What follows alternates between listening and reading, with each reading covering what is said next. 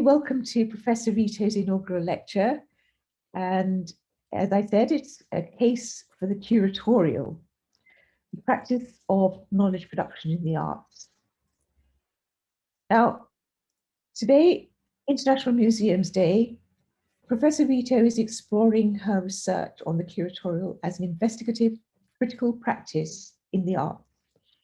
The curatorial is presented as a method of inquiry that arises from considering ways of juxtaposing and presenting material differently in time and space, and reviewing areas of knowledge in the context of geopolitical and post-historical infrastructures. And at a time like this, when we can see governments actually moving away from critical thinking in quite an alarming fashion, this is bold and very welcome in my view. Professor Rito will present a research project, Institution as Praxis, which explores curatorial methods for researching in a collaborative way and looks at the cognitive impact of institutionalized forms of public programming in the exhibition of visual arts. Now, Carolina's background is extraordinary. It's really so rich. She's Professor of Creative Practice Research at the Research Centre for Arts, Memory and Communities here at Coventry, and she leads on the Centre's critical practices research strand. She's a researcher and curator whose work explores the curatorial through a lens of investigating method, expanding practice-based research in the fields of curating, visual arts, visual cultures, and cultural studies. She is an executive board member of the Midlands Higher Education and Cultural Forum. She's research fellow at the Institute of Contemporary History at the, I have to get the pronunciation right, Nova Lisboa University. Founding editor of the Contemporary Journal, and she's chair of the Collaborative Research Working Group for the MHECF. She's co-editor of Institution as Praxis, the new curatorial directions for collaborative research, published by Sternberg last year. And amongst an incredible raft of and range of activities, from 2017 to 2019, she was head of public programs and research at Nottingham Contemporary, leading the Institute's research strategy with Nottingham Trent University and the University of Nottingham. She holds her PhD in curatorial knowledge from Goldsmiths, the College at the University of London, and lectures internationally. We're very lucky to have her. And I now hand over to our new professor, Professor Carolina Rito. Thank you so much, Margaret. Thank you.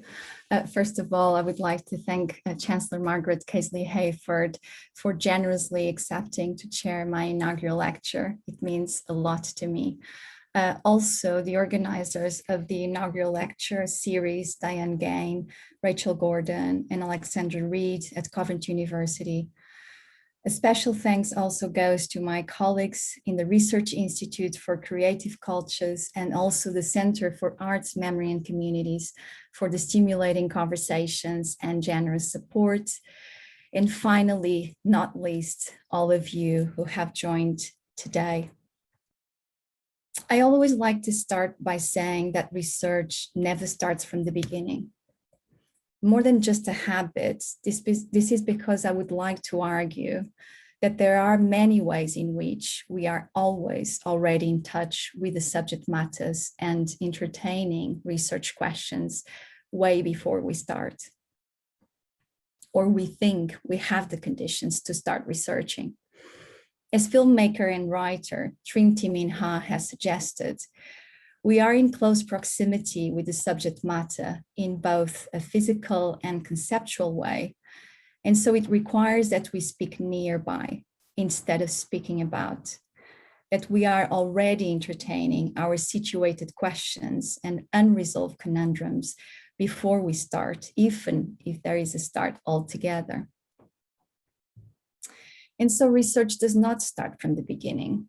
In the field of the curatorial, which is the field in which I enact and situate my research, research is part of a continuum that takes different intensities and refuses to surrender to the always repeated sets of knowability or inherent knowledge and disciplines, but instead pushes the protocols forward and sometimes away and takes a different journey. The journey focuses on two main premises. First, the pursuit of a question that needs to be asked because one does not know yet or do not have the tools to articulate. Second, the capacity to create methodologies that serve this errant, tentative, and never exhausted inquiry.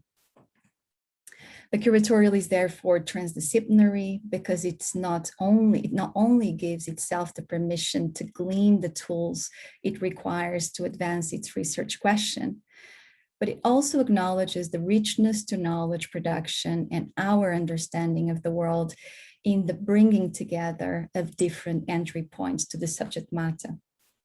Just to be clear, subject matter stands for the conflation between subject and matter as materialities entangled in the process of research. The ultimate aim is not to seek a final conclusion or resolution or so-called findings. Without an end in sight, once a response is articulated, the problem does not cease to haunt us. It is not about exhausting the possibilities, but to create new modes of inquiry, views, pathways, understandings, and articulations that help to embrace the subject matter in its complexity. I say complexity with the awareness that it became a quite unpopular term in the sector and elsewhere, but I draw on the foundational work that colleagues from decolonial studies have repeatedly stressed. Clarity assumes one single point of entry and its universal standing, therefore, exclusive and intentionally blind towards other worldviews and subjectivities, belief systems and ecologies. Therefore, we are always already in a continuum of opaque movements of thoughts, images, ideas, bodies, and senses. It is with the principle of research continuum in mind and absence of a beginning that I will attempt, for a case of the curatorial this talk, an impossible start to the foundations of my practice research as a curator and academic. It is a fictional beginning, a possible beginning, though among many others. It is nevertheless the one I want to animate for you today. In my presentation, I will activate some of the key underpinnings of my practice research as a curator and researcher, or as Emily Pringle, head of research at Tate, puts it, practitioner researcher. I will be expanding on three essential points of my work.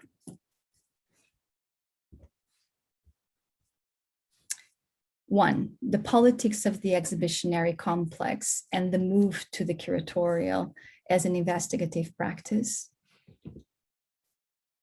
Two, the curatorial investigation on the research capabilities and affordances of the curatorial to generate new knowledge. And finally, the realm of operations of practice research today and its constitutive critical ecologies.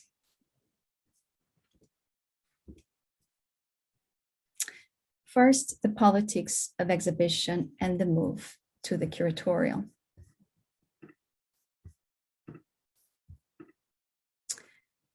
Curating is the practice of exhibition making that takes the form of a variety of modes of display, including exhibition, publications, discursive platforms, public programming, and others.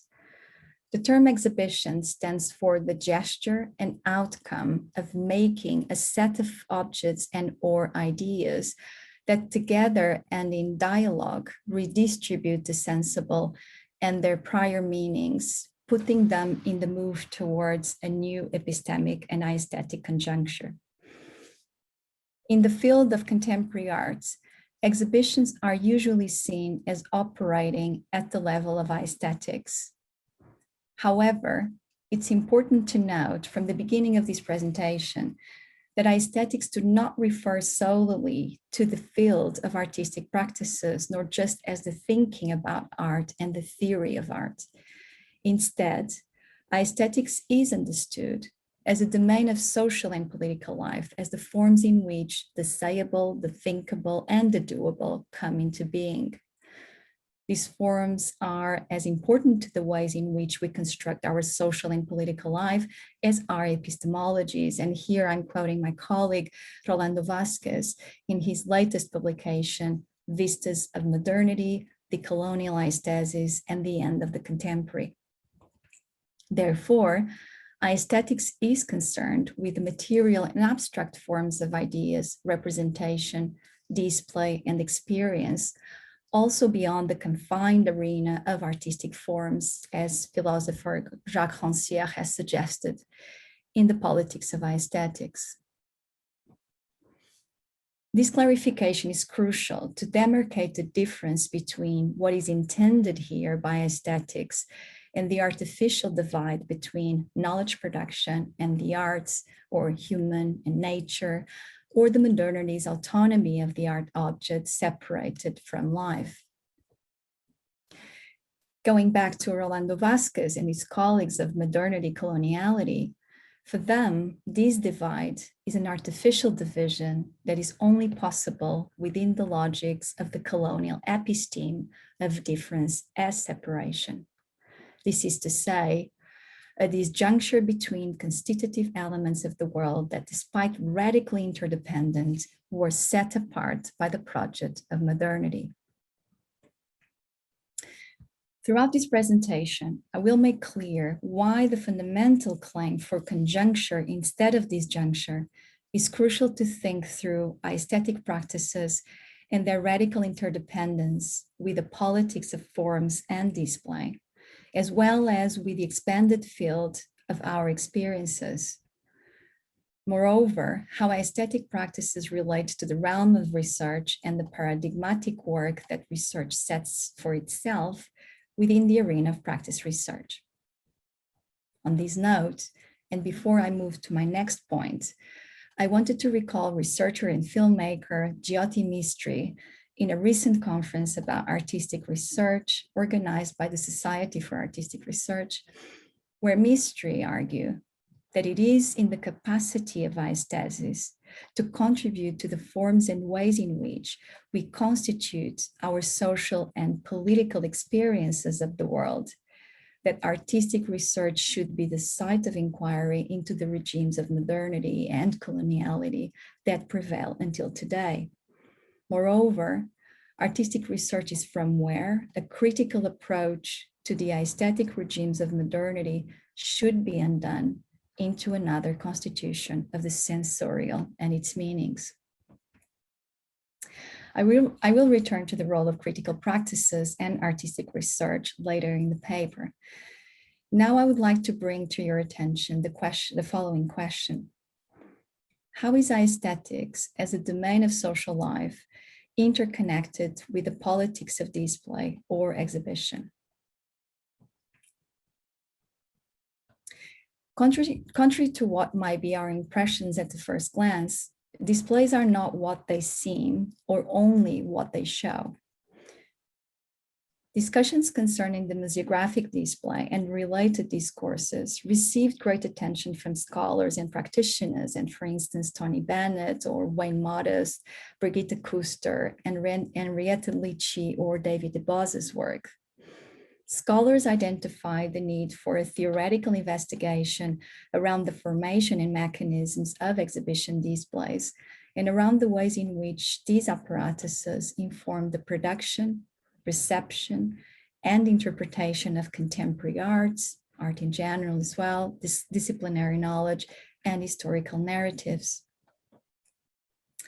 An example explored in the work of Brigitte Kuster are the World Fairs, or the colonial and nationalist exhibitions held since the mid-19th century.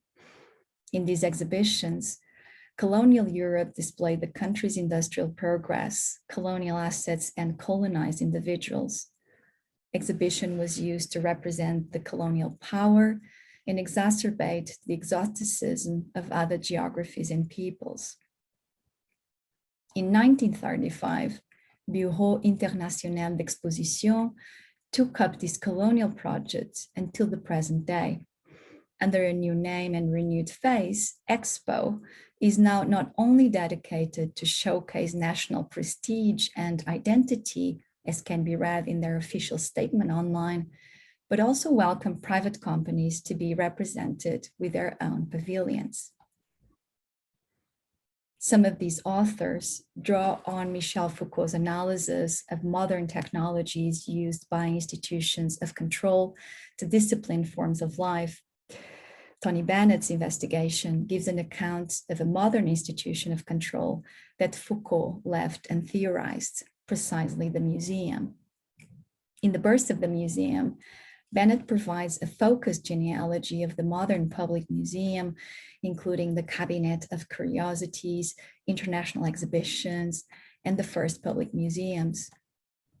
In his book, Bennett traces the museum's formation and early questions around its policies and politics. And now I quote, "The emergence of art museums was closely related to that of a wider range of institutions. History and natural science museums, dioramas and panoramas, national and later international exhibitions, arcades and department stores, which served as linked sites for the development and circulation of new disciplines, including history, biology, art history, anthropology, and their discursive formations, such as the past, evolution, aesthetics, man, as well as for the development of new technologies of vision," end of quote. Early public museums framed a new field and stage for furthering the modern project of enlightenment and of European superiority. This is acquired through the intersection of A, an emergence of institutions of display, B, the formation of new and universal disciplines, C, the legitimation of discourses, and D, the reinforcement of ocular centrism. And this is a project that comes necessarily also from since the Renaissance in Europe. The birth of exhibitions in public museums cannot be decoupled from the attempt to institute European supremacy and dominance on a global scale. Notably, Bennett called exhibitionary complex to the constellation of disciplines, knowledge, discourses, and power relations in museum practices. In this way, exhibition is more than a set of objects on display and the access provided to a general or specific audience. Exhibition includes the institutional mechanisms that govern display and discourses, including not only what is made visible, but also what is made invisible by the means of visibility. This is to say that what is visible prevents others to come to the fore or even signify. This should be understood not only as visual access, but also at the level of the symbolic order that is legitimized through the exhibitionary. By following this line of thought, I want to argue that exhibition is not only what is exhibited, but the immanent network of power structures and intensities that govern what is made visible and invisible, and knowable and unknowable. It is along these seeming contradictions that I aim to actualize exhibition and open up its field to unintentional exposures and the curatorial as an investigative practice.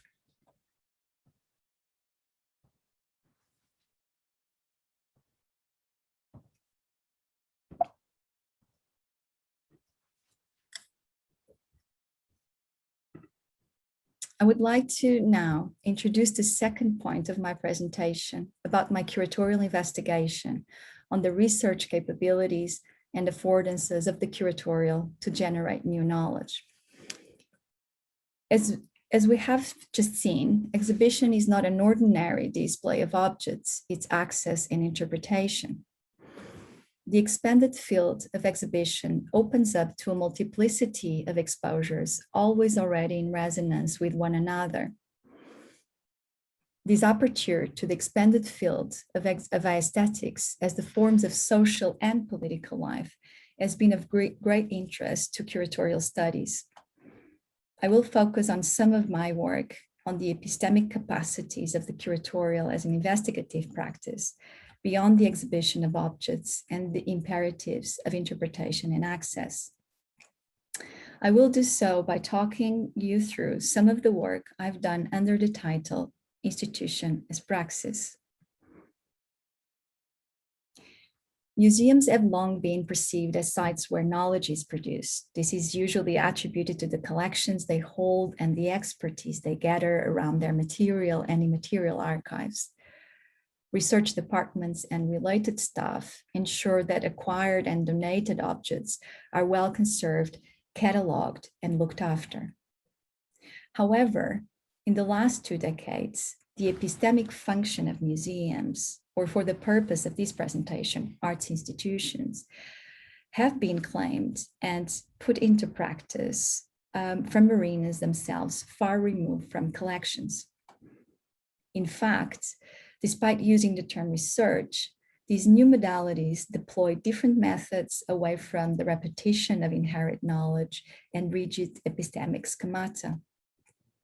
The curatorial explores seemingly unrelated materials and matters to navigate contested histories and create new communities around concerns and urgencies instead of around audiences' characteristics. My focus is to explore how these cultural arenas, contemporary art centers, for instance, can still be home for speculative and experimental approaches to programming. Before I proceed, it is important to stress that these new ecologies of practice research are hardly recognized by funders and the academy. Emily Pringle argues in her latest book, Rethinking Research in the Art Museum, that there is a certain resistance in museums and the academy to accept the more practice-based forms of research that are ongoing within these institutions. Pringle provides an example of how, and I quote, research on items in the collection appear to be without controversy, whilst the extensive curatorial research that took place prior to any temporary exhibition or acquisition seem not to warrant such approbation, end of quote. I want to now give you an account of the work I did between 2017 and 2019 as head of the public programs and research department at Nottingham Contemporary, a contemporary art center in Nottingham, United Kingdom, a non-collecting arts institution. Here I initiated a broad experiment asking the question, how does research look like from the point of view of a contemporary art center? In other words, how to foster a research-led institution in the intersection between the cultural and higher education sectors. The infrastructures of the curatorial project included setting up a public program based on research strands. The research strands were institution as praxis. I mentioned briefly already, I'll touch on that shortly again, on translations and critical pedagogies. Also based, the other infrastructure was a digital first and commons-based journal, the Contemporary Journal. And finally, a series of collaborative research projects. For the latter, it included AHRC and Arts Council England funded projects, as well as PhD and postdoc funded posts, to think of how the research from within the conditions of the institution instead of about the institution could be deployed. So to move away from the case study approach towards an implicated and situated one.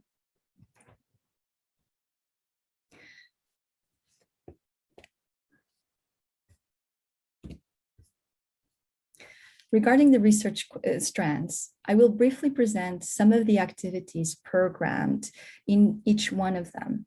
I will start with institution as praxis. This trend argued that universities are not the only sites of knowledge production, a fact that is as unavoidable as it is exciting, and embraced a research-driven ethos as the basis of the program's inquiries. The curatorial program consisted of, and I'll list some of these key elements: discursive platform of public events and closed-door workshops to explore the epistemic functions of galleries. Guest speakers included, for instance, the director of BAC in the Netherlands, Maria Lavajova, researcher and writer André Phillips, curator and researcher Anthony Downey, artist and researcher Bill Velasquez, among others. Some of these accounts are part of the edited publication titled Institution as Praxis, New Curatorial Directions for Collaborative Research. It also includes the contributions from the Forest Curriculum, Juan Grupa, Joase Crissa, Bali Maluji, Melanie Bootloop, among others. And finally, Institution as Praxis also included a research report for the Arts Council England and HRC with recommendations for collaborative research across the sectors. Another research strand was on translations. This was a 2-year program investigating the qualities of translation and curatorial practices to map counter histories and networks of cultural production beyond the Western canon.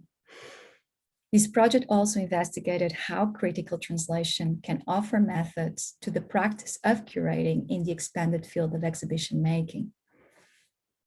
On translations, activities included an edited volume on the Contemporary Journal that I presented previously, and a series of public events, including the ones I will show now.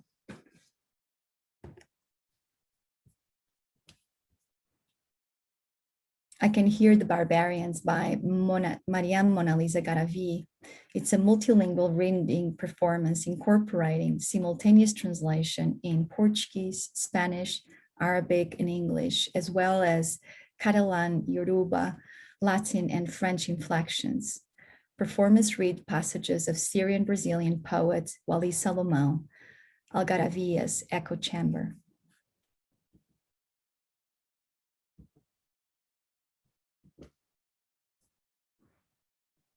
Empty Orchestra by Orok Shirhan.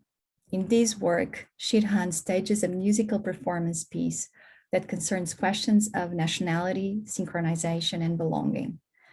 The performance is part of Shirhan's research that considers questions of the voice, the ways in which it is performed, recorded, and made audible, as well as a wider understanding of the tongue as relating to language, phonetics, and dialects.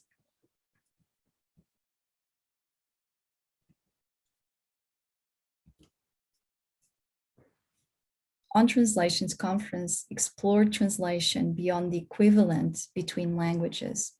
Its contributors explored notions of translation and its relations to South transcontinental solidarities with artist Quincy Gario, poetic confusions in processes of transliteration between languages with poets Ricard Marques and Ghazal Mossadegh, the politics of cultural erasures in translation with the artist collective Feras Publishing Practices, the provincialization of the institution of subjecthood with artist Rana Hamade, and translation as a site of activism and politics with philosopher Stefan Novotny.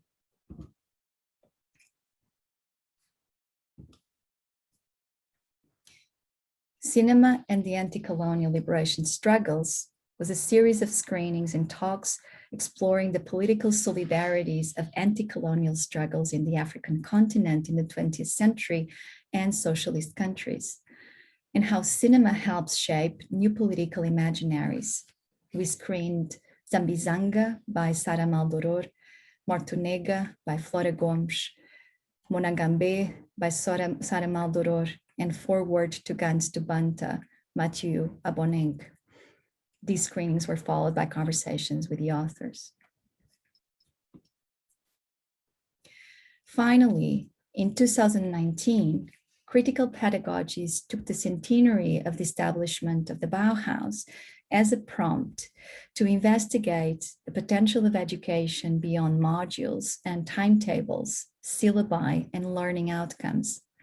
Thinking of the productive space of education as a site for coming together in curiosity, we launched an independent study program, Campus, designed to welcome participants from different backgrounds, disciplines, age groups, and interest areas.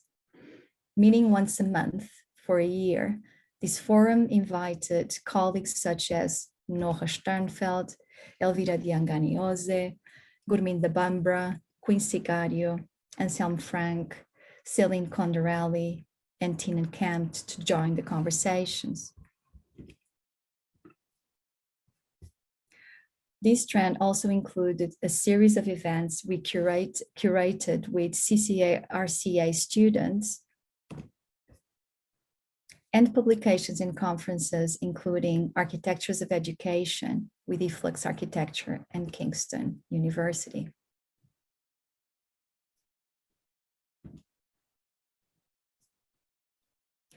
My third and final point is around practice research today in academia and the potentials and challenges in its current development. My role as a curator and researcher has given me the opportunity to explore the potentials of research outside of academia, as I have described in the second point of this presentation.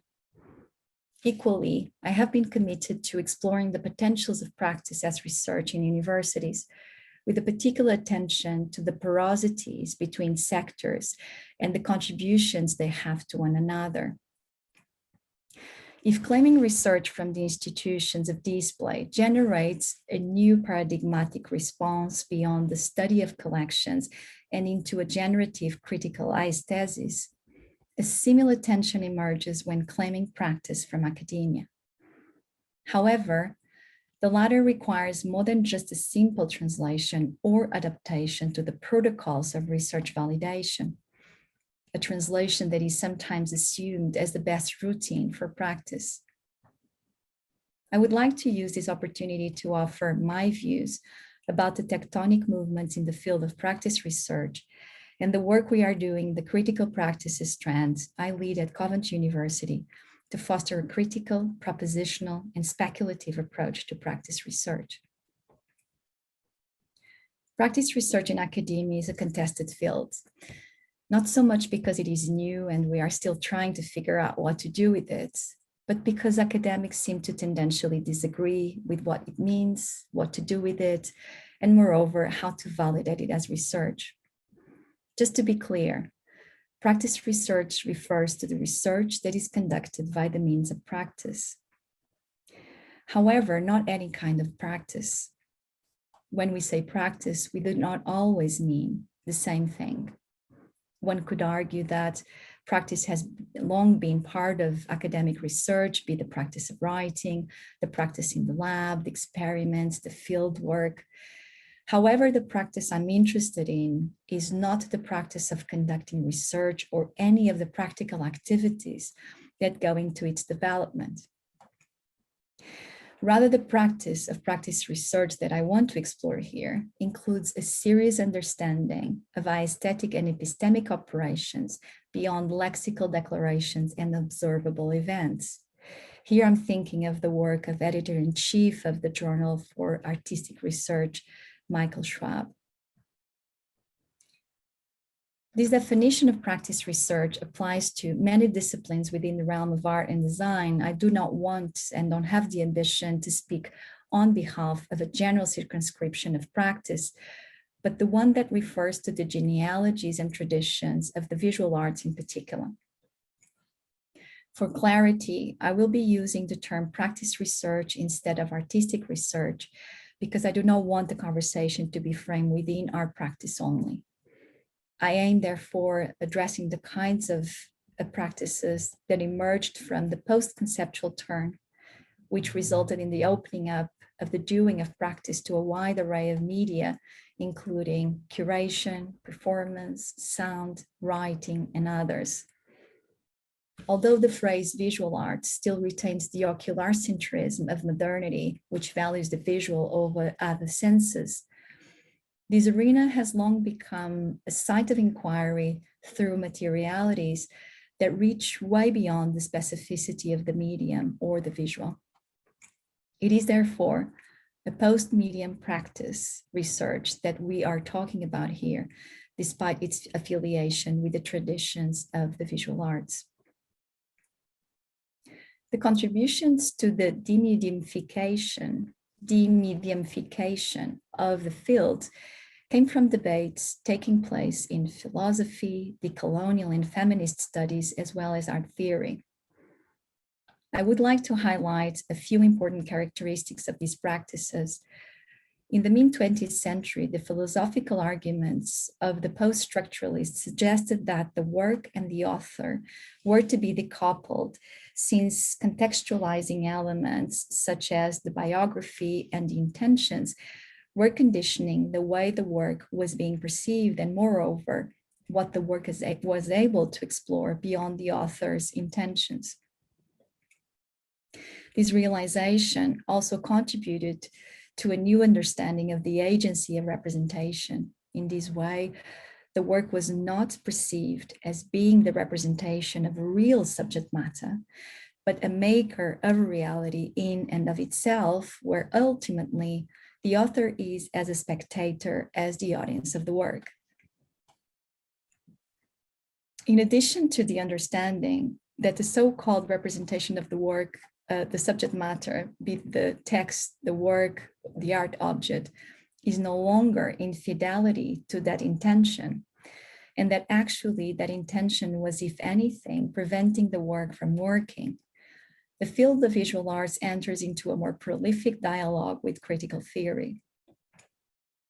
Part of this process are the debates taking place in decolonial and feminist studies, namely, one, the problematization of the seeming Western hegemonies of systems of knowledge production and sense-making, including the complicities with the colonial project that established universal principles of time and history and of ontological difference, i.e. gender, race, ability, culture, identity. And secondly, the critical assessments of the positionality of the subject as monolithic. The subject is understood as both being an invention for the sustainability of individual capitalism based on property and subjecthood and exploitation of difference. Thinkers and practitioners move towards a multiple and intersectional subjectivity, which is acknowledged as part of a network of social and political constructs, away from the eye of individualism and ideals of liberal humanism. However, practice research in the field of visual arts is surprisingly still informed by modern constructs of authenticity, originality, authorship, and clarity. Moreover, within the current imperative of metric evaluation, which relies upon statistical equivalence, in other words, everything can be compared as long as it can be quantified into a statistic, practice finds itself in a rather complicated situation. Within the neoliberal paradigm, I have identified 3 ways in which practice has been given permission to enter into the business of research. However, none of them, in my view, come without setbacks. I will explain why. The first and most notable one is based on the old assumption of the authorship of the subject, who in their own expression creates something original, self-centered, and autonomous. As critical theorist and media philosopher Gary Hall, our colleague and director of the Center for Post-Digital Cultures at Coventry University, argued, the assumption of originality and authorship is based on liberal humanism, that the free expression and experience of the individual subject suffices to sustain originality and to ground authorship and ownership. These premises entail the continuities of modernity constructs of the liberal subject, who can assess and access their experiences and feelings. The second permission to practice comes from the neo-positivist conception of research, understood as a move from secrecy to transparency, from abstraction to efficiency. This imperative goes hand in hand with the neoliberalization of art practices, driven by a belief in its affirmative role in society of problem solving and service provision. In this order of things, practice is seen as promptly providing impact, evidence, and effective dissemination. Finally, the third permission is when practice research is not leading the call, but an add-on or case study included in the methods deployed by the so-called more rigorous disciplines, from social sciences to engineering, etc. Here, the arts are seen as providers of a set of new creative variables to be observed and evaluated as case studies according to the disciplinary frameworks of the lead discipline. Although collaboration between disciplines is always welcome, the fact that these three permissions have monopolized the validation of practice has paid a significant disservice to the field. This tendency has compromised the development of key aspects intrinsic to practice research in the arts. Because contrary to protocols of research validation, practice research is partial and errant, is tentative and opaque, and moves through the radical incompleteness of the subject matter. It does not produce a final and conclusive output that can be clearly disseminated and cannot be formalized in pre-established templates. It is driven by the conditions of the materials at stake, be it infrastructural, epistemic, ecological, and the constraints and inevitabilities of the unplanned encounters.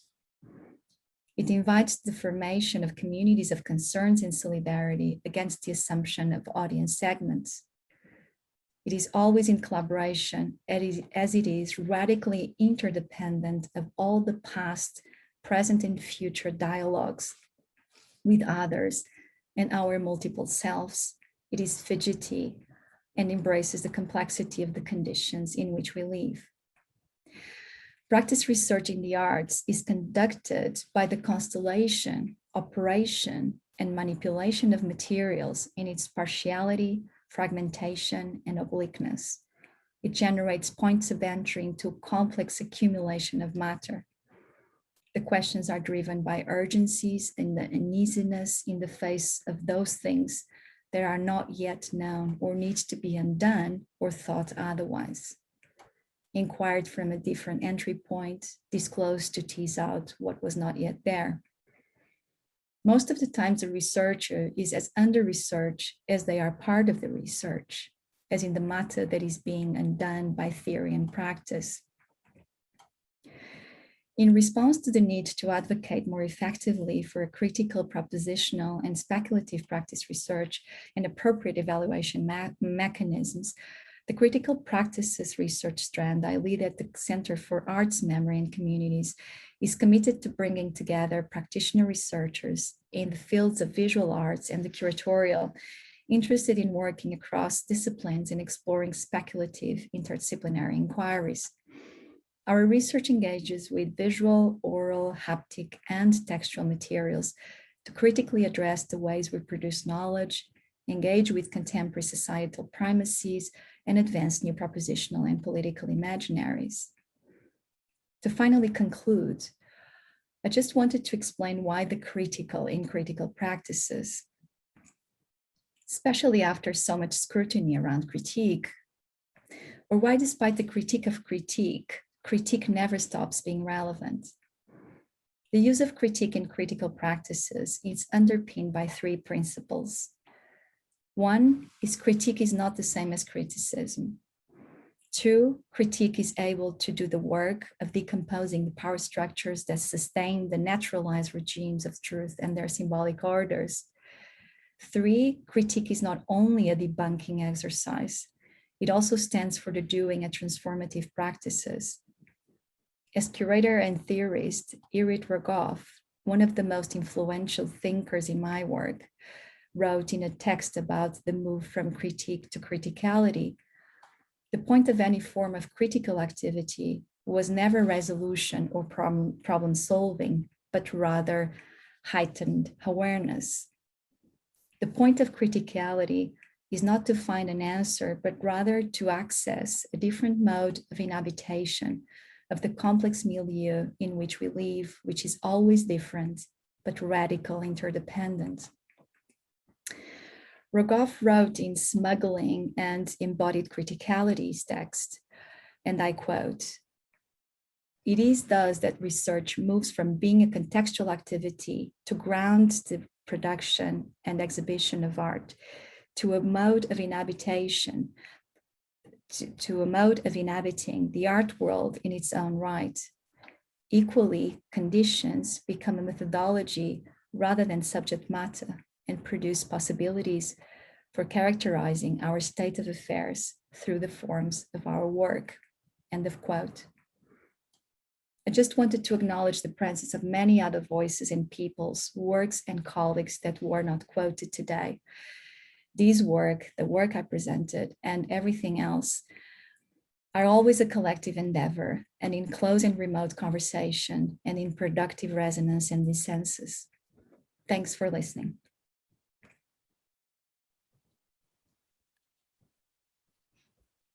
That was really, really interesting, Professor Rito. Thank you so very much. I have asked people to begin raising questions in the chat bar, but also we'll have the now increasingly time-honored tradition of raising hands electronically. Hopefully you all know how to do that, but if you don't, in the bottom of the Zoom screen, there is a reaction bar, and if you press on that, it'll give you the indication of what you can do what you need to do to raise your electronic hand. And if that technology fails, you just raise your actual hand. And between us, Alexandra and I will curate the questions as they come about. Before I go to the very first question, I'm just mindful of the fact that because we are literally opening up City of Culture 2021 this very week, and I do know that one of the projects that you're involved with, Professor Rito, is very much a leading element of the City of Culture. Can I just ask you, please, to tell us a little bit about the Black Arts movement in Coventry and the way in which you're approaching incorporating that within the City of Culture?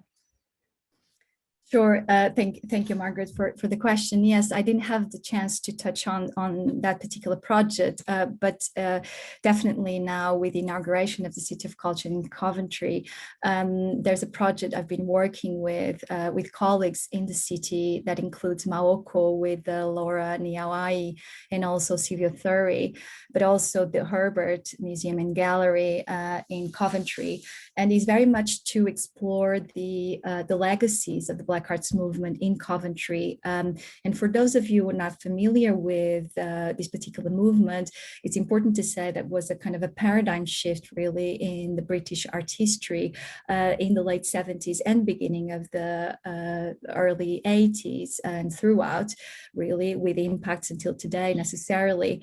But it's interesting to see that key members of the movement, this includes Keith Piper and Eddie Chambers, for instance, met actually in Coventry in 79 when they were doing their foundation course. And they were highly influenced as well by, for instance, the two-tone music scene in Coventry. And so there was a very kind of interdisciplinary, indeed, dialogue taking place there, not only in Coventry, but in the region. And so that's particular event, but also then the exhibition that they curated, so the BLK artist group, in 1983 at the Herbert as well, including also works of Raul Ronald Rodney, but also Claudette Johnson. And so what we are doing is to look at that legacy, but first and foremost, kind of actualize the relationship that the group also had with cultural institutions back then, and also to think of how cultural institutions could support better artists of color in the region, but in a wider sense as well necessarily.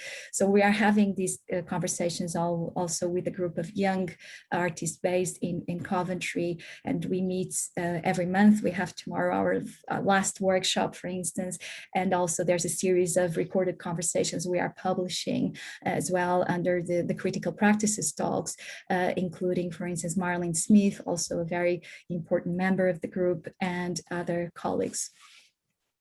Thank you very much. I'm going to ask two people at a time, I think, to raise their questions so that we can get more questions in than we might otherwise. So first of all, may I go to Gurnam Singh, and then before Professor Rito answers, Nick Gorse, can you also be prepared to ask your question? Because I think they're actually complementary questions. So Gurnam Singh, first of all, please. Thank you, Margaret, and thank you, Carolina, for an absolutely fantastic talk. Could have listened to you all evening. So thank you very much for that. And it's really wonderful that we have gems like you in the university. I guess my talk is, and I'm very interested in critical pedagogy. That's my interest area. And I know that your work is underpinned by both kind of decoloniality and critical pedagogy, and you've made some reference to that in your presentations. But I was thinking about Paulo Freire and his idea about education. It was that it can't be neutral. It's either an act of liberation or colonization. And I was wondering whether you thought that you could apply that same critique to research. Because you mentioned, and I know that some post-colonial scholars have said that research itself is a colonial construct. Yeah, Linda Evans has worked there. But I was wondering whether you felt that both for research, but curation and the kind of museum and the kind of work that you're interested in talking about, that would be subject to the same kind of dialectic, if you like, and if you agree with that, then what tools do you think we might need to have to make judgments about that? Thank you so much, Gurnam. I really appreciate your question. Can we bring in Nick Gorse for his question as well, and then if you could try and wrap your answer around both of them. Thank you. Yeah, thank you. Really good, really interesting presentation. I think my feeling is, and I know we've talked about it, Carolina, before, is about how we could expand curatorial practice beyond museums, galleries, and also that sort of focus we have at the moment about either in individual artists or around certain themes which tend to be overly westernized. And whether there's an opportunity here. You did talk about film, poetry, and how you could expand that beyond just the Western perspective, which I think is really something I'm quite interested in wanting to expand and develop, particularly in the school. So it's just about how do we think we could expand on that, I suppose. Thanks, Nick. Over to you, Professor. Thank you. Thank you for your questions. Maybe what I can try and do is to connect both, because I think they very much speak to one another.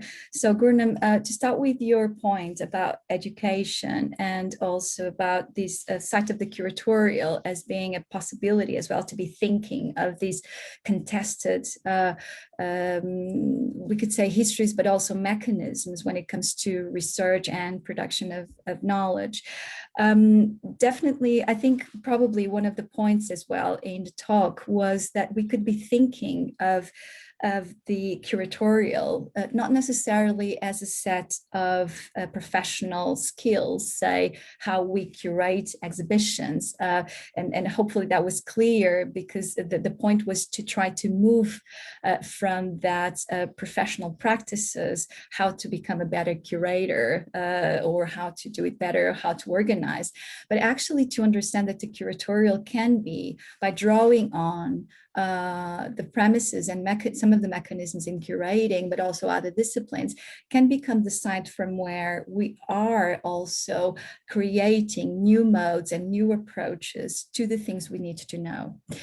And so I think a lot of Paulo Freire definitely, the idea that education can be one of the sites for us to be rehearsing those gestures. And I think also resonates very much with the work of Fred Motten, for instance, and Stefano Harney, when they talk about studying. And studying is not to memorize school curricula, or is not to know better the dates of historical events, is actually the very idea of getting people together, of having a forum where we can entertain questions and ideas. And unfortunately, this is less and less possible in an academic setting, or in a school setting, or any other institution, because there's a particular imperative here in the neoliberal structure, which is the imperative to deliver. And so we need to always deliver, we need to always be prepared, but we are always underprepared.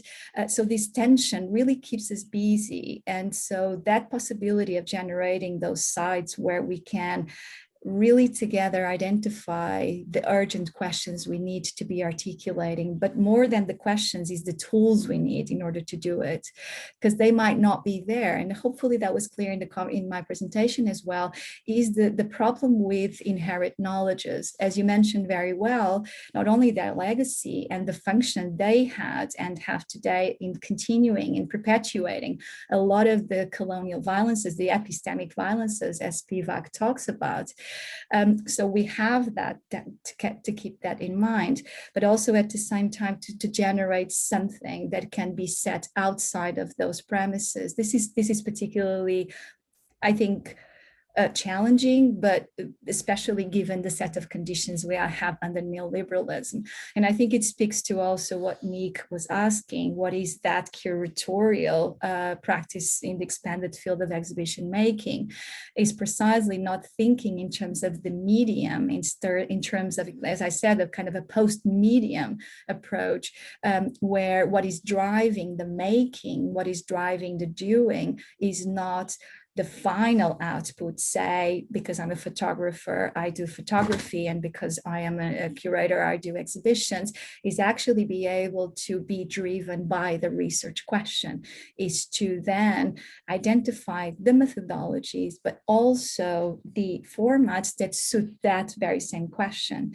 And I think if we do that, and especially together, because it's stronger than doing individually, I think if we do that and create the fora to do this, it's possible to be more, to accommodate the urgencies today, instead of being just responsive to the crisis, because the crisis is also this term that keeps us incredibly busy and preoccupied, instead of being more forward thinking and not so responsive in terms of what are the imperatives.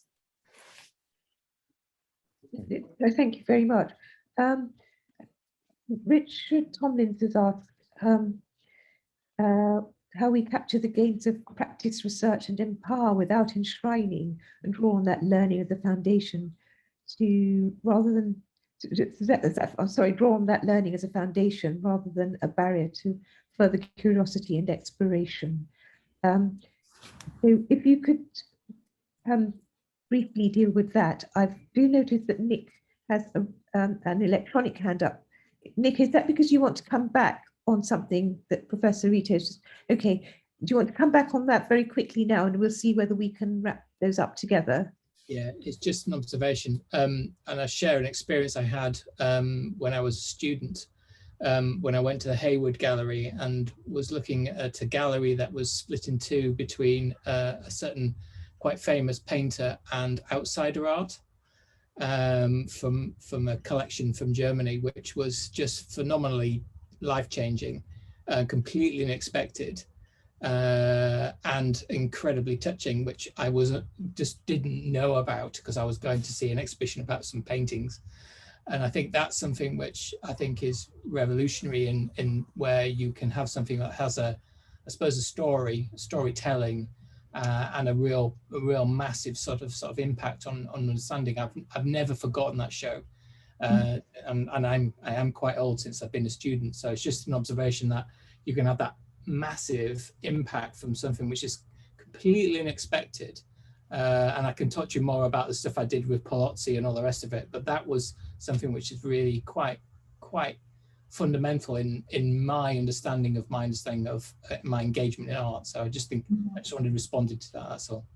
I think one of the, so just to immediately react to that, I think probably one of the questions would be to think if institutions of display and their design and their architecture still suits what we need to have in terms of cultural offer today.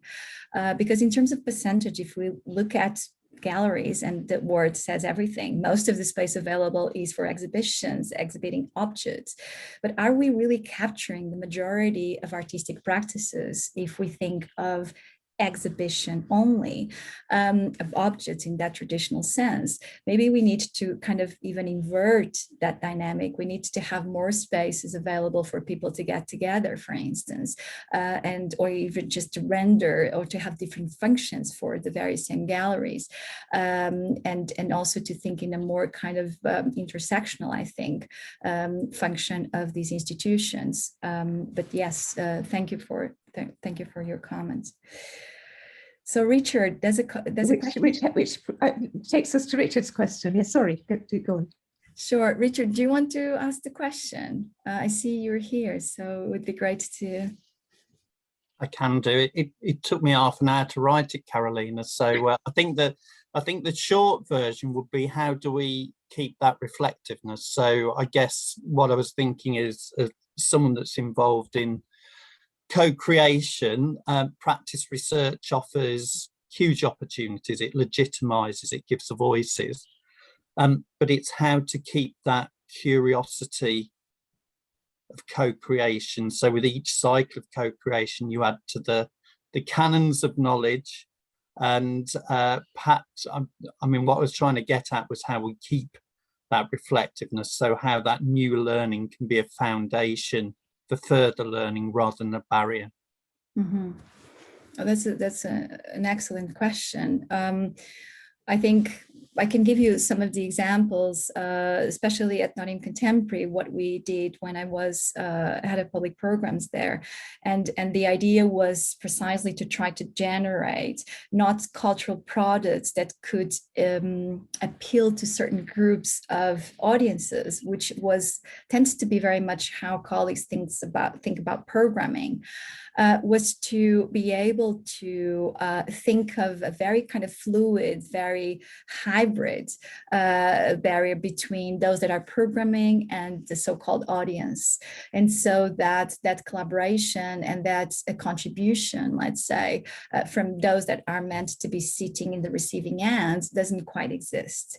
And I think that kind of contribution really puts everyone in a quite uncomfortable position. And this is important to mention because we probably are used to, just because that's the way it is. If you go to, for instance, a museum, or if you are in a classroom, you know where your position is, your situatedness, so to speak. But when those relationships or those assumptions are undermined or just challenged, that generates a bit of a situation that might not be easy to respond to, but probably discomfort or generating those kind of tensions is probably better than trying to fulfill what we think is the expectation of our audience or our students, or, you know, then you can, I think, apply this to many other settings. So that might generate the process of undoing what we think are the responses we have on offer. and that takes us necessarily elsewhere eventually, right? So that would be probably my answer, Richard. Sorry if it's not too. Thank you very much indeed. We've got one final question from Scott Della Hunter. Scott, do you want to ask your question now? Well, sure, because hi, Carolina. Hi. Really enjoyed the talk a lot. I mean, many parts of it were so relevant to some of the things we're thinking about at CDARE. But the question I have in chat, though, I think you actually just answered some of that with Richard. Talking about the process of undoing, I suspect might be a response to my question, which relates to the three concerns you have about practice being absorbed into academia somehow. How could practice research collaborate with, but not be simply an add-on to, say, social science or engineering? And so that was my question. What you might say to that? Oh, thank you for picking up on that. I really appreciate it. It's a long conversation, isn't it? I think we both know it's not a straightforward one, and we have a lot of also pressures, I think, that indicate or nudge in which direction we should be going. They are quite challenging for us to keep this speculative, this critical approach, and really to be able to flesh out and to make the most out of the potentials that we have in practice research. So collaboration is definitely, as I think I mentioned in my talk, is definitely welcome. This is part of what we do, ultimately. The problem becomes when we are only invited to create a creative, new variables that include some sort of creative methods. Where the research question, methodologies, and even evaluation are still coming from the other leading discipline, right? I think what we need really is to be able to validate as clearly as possible, still very flexibly, because we need to have that, as I was just talking about with, to answer to Richard and also to Nick, is that we still need to have some flexibility in place. But the idea, I think, is for us to be more confident, Scott, I think, when it comes to advocate for practice research. And that sometimes is a bit challenging just because of all the pressures and the protocols that are put in place even before we are able to contribute. And if we have that, if we have a clear stand in terms of how the contributions of practice research and the way we work and the nature of the work we do, I think conversations with colleagues from other disciplines also become clear. And I think that's what we need. We need to be able to join the conversation from the beginning when the research question is being articulated. And sometimes it's more like further down the line, if you know what I mean. So I think it's about confidence, it's about being able to advocate properly, and to identify, to be able to articulate that to our colleagues so it's clear from day one. Great, thank you very much. Splendid. So, well, in wrapping up, I was going to try and talk about what resonated with me, but I've just seen Rana Hamadeh's really beautifully summarized sentiment of what has resonated with Rana, and I'm going to invite Rana to just articulate that because it's beautifully stated. Are you still on the call? I hope so, but if not, I'll just read out what you've written. I am. Hello. Oh, splendid. It's like I couldn't see your picture. I'm so sorry I cannot share my image right now, but thank you so incredibly much for this very inspiring talk. Seriously, it's quite, I have to say, it's rare within, let's say, the kind of the context when we're talking about the curatorial, that it's talked about in this sense. And I just perhaps wanted to, let's say, just continue the conversation around, well, probably it's not going to continue now, but just to comment on it, that what resonated with me, particularly because also the fact that my practice claims or aspires to be of curatorial nature was what you said, what you talked about, to think aesthetics as a domain of social life. And that was particularly something that hit a nerve.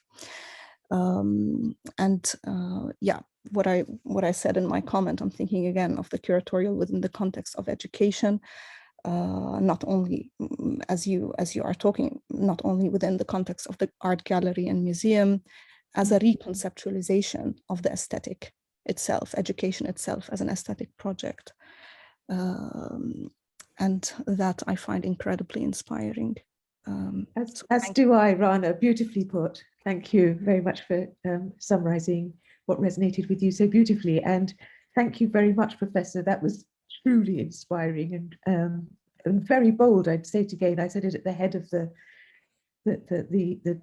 evening, that I think that you're a brave and bold person and somebody we're very fortunate to have amongst us as part of our professorial cohort at Coventry. Thank you very, very much. I'd like also to thank you, Margaret, for accepting the invitation. I'm absolutely flattered, and it's really, really fantastic. And to everyone for listening and for the very interesting comments and questions.